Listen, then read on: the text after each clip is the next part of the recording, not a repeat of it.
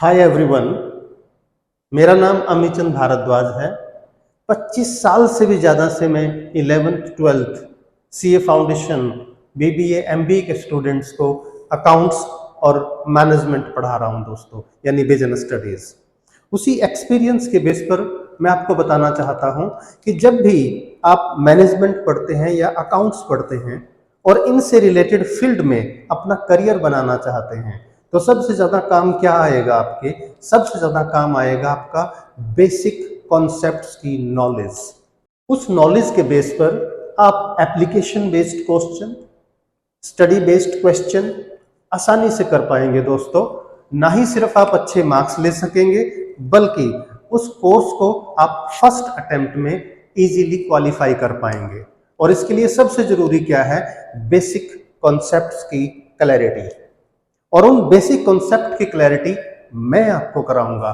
मेरे चैनल को ज्वाइन कीजिए। मेरे चैनल का नाम है कॉमर्स विद डिफरेंस।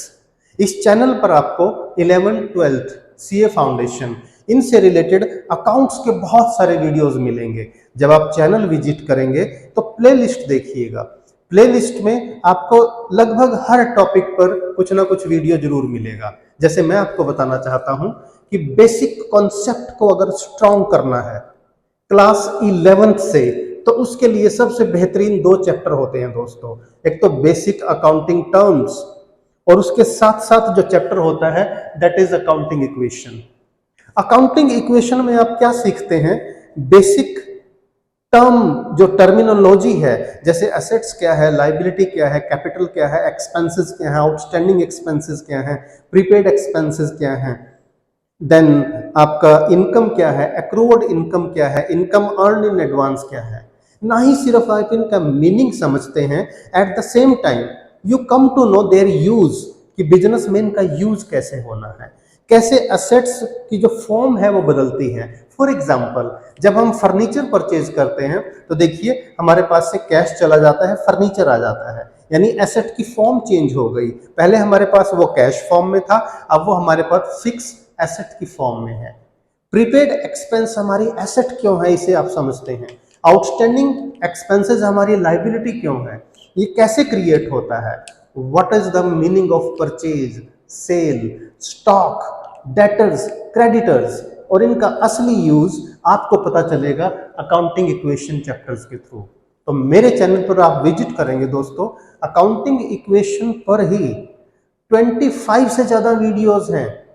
एक वीडियो में मिलेगा आपको कि कैश सेल का ट्रीटमेंट क्या है, उसका अकाउंटिंग इक्वेशन पे क्या इफेक्ट है, देन क्रेडिट सेल का क्या इफेक्ट है, डेटर्स कैसे अराइज होते हैं, कैसे सेटल होते हैं, देन परचेज, कैश परचेज का इफेक्ट, क्रेडिट परचेज का effect, discount allowed, discount received. इस तरह के हर टॉपिक पे आपको एक एक इंडिपेंडेंट वीडियो मिलेगी दोस्तों। तो जब आप इन वीडियोस को देखेंगे, उसके बेस पर प्रैक्टिस कर पाएंगे, तो यकीन मानिए आपकी नॉलेज एकदम साउंड हो जाएगी, बहुत अच्छी नॉलेज हो जाएगी। और उसके बाद जो जर्नल एंट्रीज हैं, लेजर है, ट्रायल बैलेंस या फाइनेंशियल स्टेटमेंट्स हैं, उन चैप्टर को समझना आपके लिए और भी आसान हो जाएगा। तो stay connected with commerce with difference classes.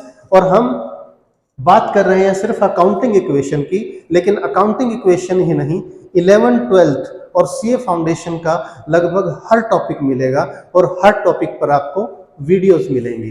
तो चैनल को विजिट करें, वीडियोस देखें और सब्सक्राइब करना ना भूलें।